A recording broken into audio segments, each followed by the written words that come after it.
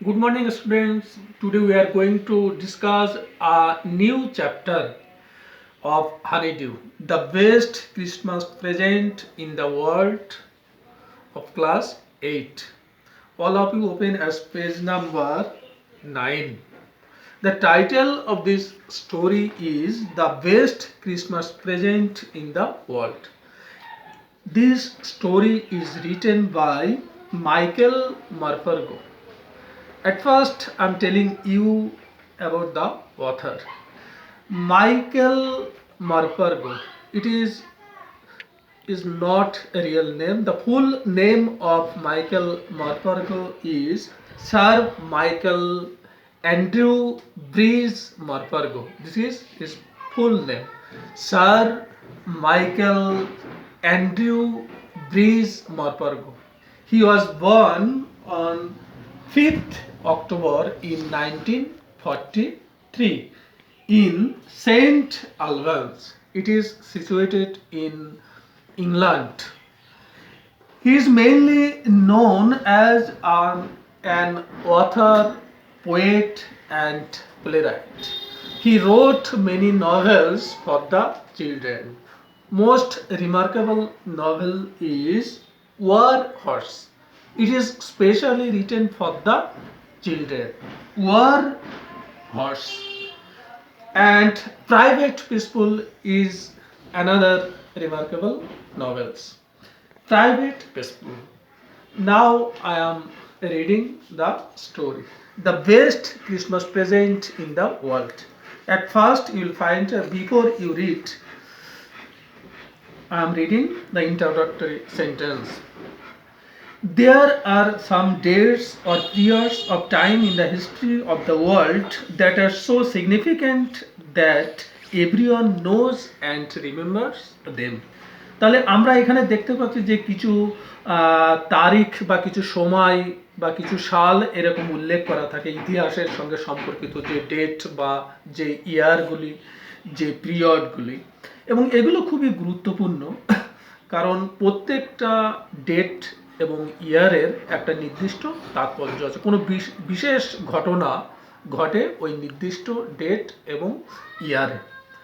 The story you will read mentions on such date and event a war between the British and the Germans in 1914. 1914 সালে German এবং ব্রিটিশদের মধ্যে যে যুদ্ধটা হয়, তাহলে সেই কথাটা এখানে বলা হচ্ছে, যেটা উল্লেখ করা হয়েছে।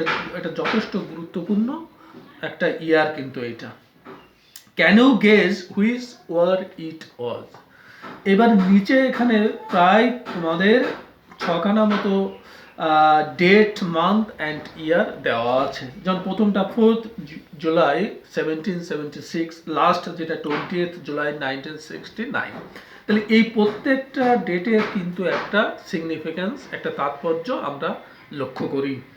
এবং আরও বলা হচ্ছে the answers are on page 23। এই যে তারিখগুলোতে কী কী ঘটনা ঘটেছে এইটা সম্পর্কে যদি তোমরা জানতে চাও তাহলে তোমাদের পেজ নাম্বার 23 যেতে হবে, ওখানেই কিন্তু মোটামুটি লেখা আছে। যাক, এটা আমাদের আলোচ্য বিষয় নয়। আমাদের মেন যে ইউনিট 1 যেখান থেকে গল্পটা শুরু হচ্ছে সেইটা আমাদেরকে পড়তে হবে।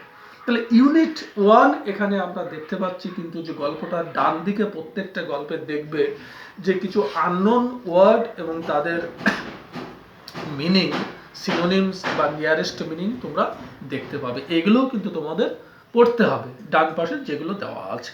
তাহলে আমি এখন ইউনিট 1টা পড়ছি, তোমরা সবাই দেখো। I spotted it in a junk shop in Bridport, a roll top desk.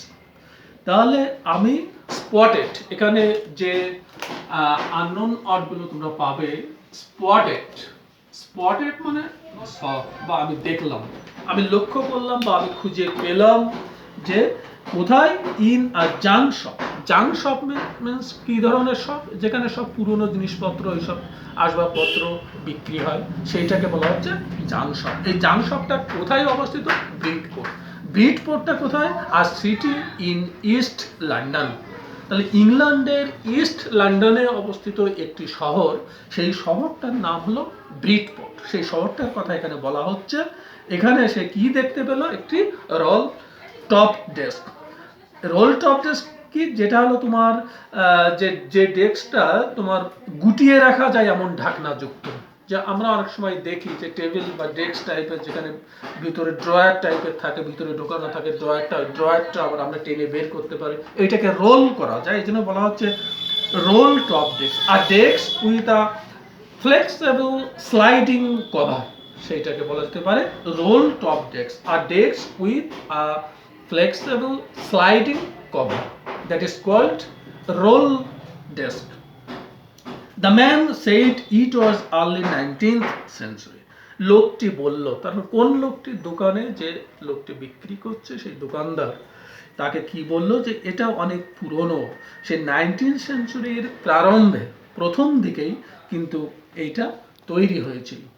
And okay, এবং এর যে কাঠটা ওক গাছের কাঠ দিয়ে এটা কিন্তু তৈরি। I had wanted one but they were far too expensive. তাহলে আমি এরকমই একটা চেয়েছিলাম, কিন্তু সমস্যাটা কি ছিল, সেগুলো ছিল খুবই far too expensive. They were very much costly. এগুলো ছিল খুবই দামি, তার আয়ত্তের মধ্যে নয়, এই জন্য সে এগুলো কিনতে পারছিল না। This one was in a bad condition. এই যেটির কথা সে বলছে, দিস ওয়ান, তার মানে এইটি, মানে যে সে রোল টপ ডেস্কের কথা বলছে, এইটা কিন্তু খুব খারাপ পজিশনে আছে, মানে এর অবস্থা খুব একটা ভালো না, ভাঙাচোরা এরকম টাইপের। The roll top in several pieces, এবং রোল টপটাও সেটা অনেকগুলো টুকরো হয়ে গেছে, মানে ভেঙে টুকরো টুকরো হয়ে গেছে, খুলে গেছে এরকম। ওয়ান লেগ ক্লামজিলি মেন্ডেড, তার মধ্যে একটি পায়া, সেটা দেখা যাচ্ছে ভীষণভাবে বিশ্রীভাবে সেটাকে মানে রিপেয়ার করা হয়েছে, জোড়া লাগানো হয়েছে। তাহলে মেন্ডেড মিন্স আমরা এখানে বলতে পারি রিপেয়ার, মেন্ডেড, এটাকে রিপেয়ার করা হচ্ছে। আর আর একটা যেটা আমরা দেখতে পাচ্ছি ক্লামজিলি, দেখো CLEMSILY, তার মানে ওয়াকার্ডলি, ওয়াকার্ডলি মানে ভীষণভাবে, মানে বাজেভাবে, বিশ্রীভাবে, যেটাকে বলা হচ্ছে AWKARDLY।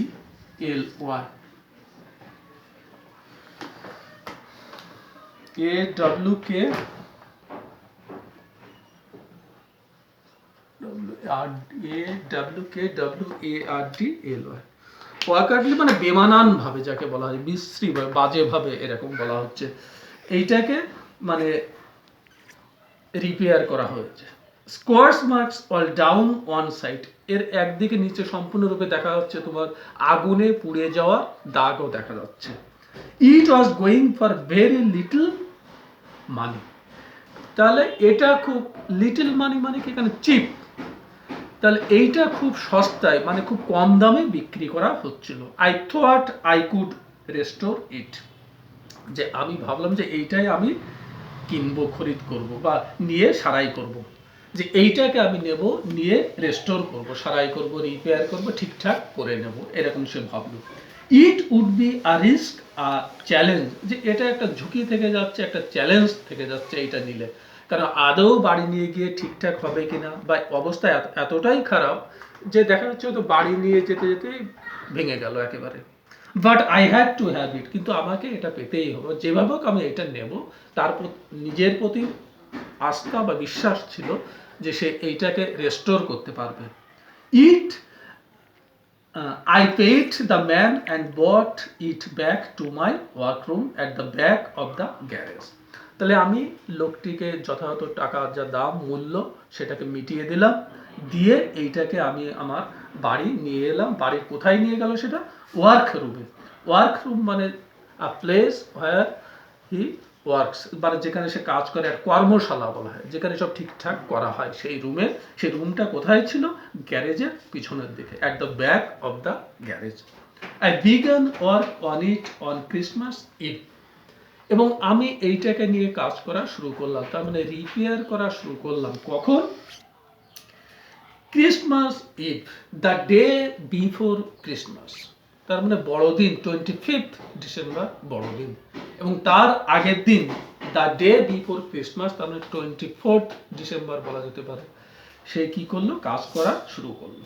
I removed the roll top completely and pulled out the drawers, আমি সম্পূর্ণরূপে কি করলো যে সে ওই রোল টপটা সম্পূর্ণরূপে সে সরিয়ে দিল ওখান থেকে, and pulled out the drawer, এবং ড্রয়ারটা দেরাজ যাকে বলা হয় ওইটাকে টেনে বের করলো।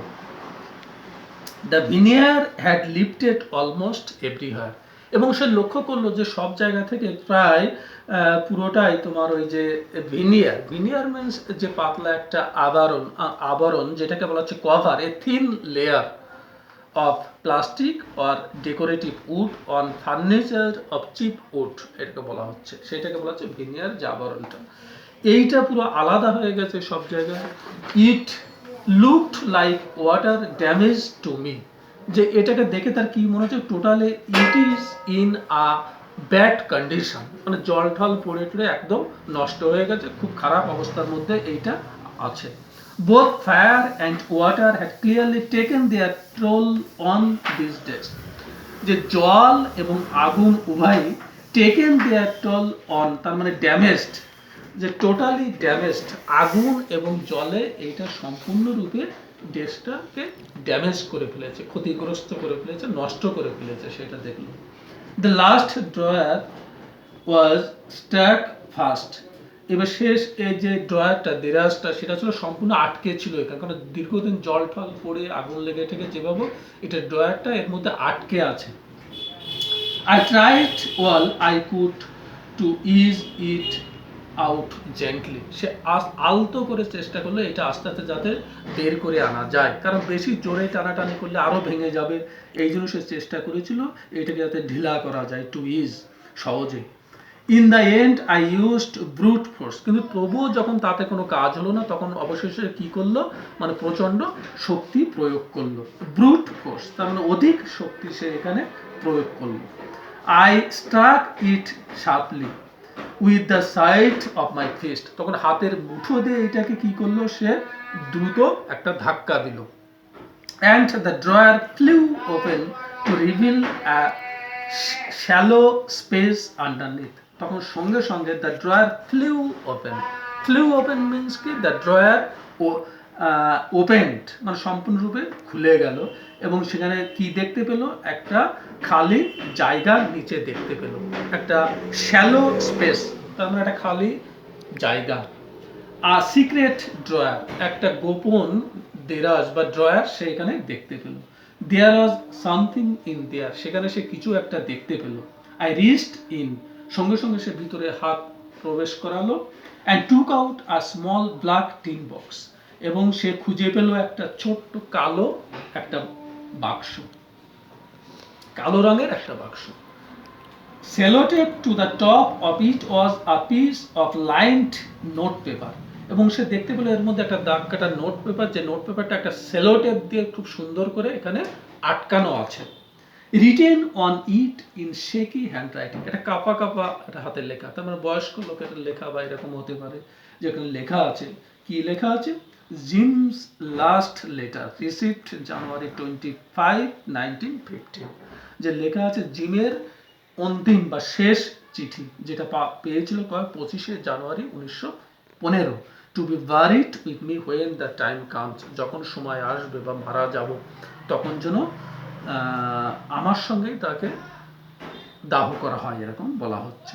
I knew as I did it that it was wrong of me to open the book, সে কিন্তু জানতো যে এটা তার ঠিক হচ্ছে না, একটা ভুল, যে এইভাবে একটা খুলে দেখা অন্যের জিনিস, এই জন্য বক্সটা খোলা একটা অন্যায়, ভুল, এটা কিন্তু সে অনুধাবন করেছিল।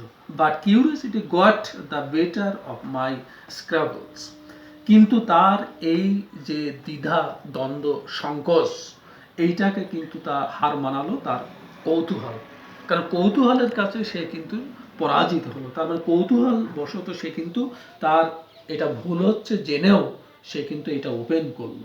ইট usually does, it usually does means it happens frequently, যেটা সর্বদাই ঘটে, কারণ কৌতূহল বশত এরকম তখন অনেক সংকোচ দ্বিধা এসবগুলো তখন সাইড হয়ে যায়, তখন আর এগুলোর কথা মনে থাকে না।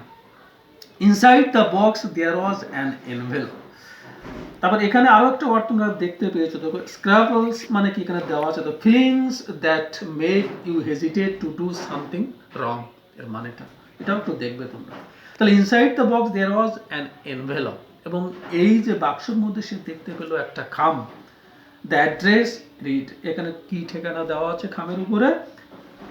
Mrs Jim McPherson, 12 Copper Mrs Bridport, Dorset. তাহলে ঠিকানাটা হলো Mrs Jim McPherson, 12 Copper Mrs Bridport, Dorset, এই অ্যাড্রেসটা এখানে দেওয়া আছে। I took out the letter and unfolded it, আমি এই চিঠিটি নিলাম এবং এইটাকে আনফোল্ড করলাম। আনফোল্ডেড, দেখো আনফোল্ডেড, আনফোল্ডেড মিনস ওপেন, যে এটা নিয়ে আমি এইটাকে ওপেন করলাম, খুললাম। ইট ওয়াজ রিটেন ইন পেন্সিল, এটা কিন্তু পেন্সিল দিয়ে লেখা ছিল। And dated at the top, এবং উপরে একটা তারিখও দেওয়া ছিল। তারিখটা কি?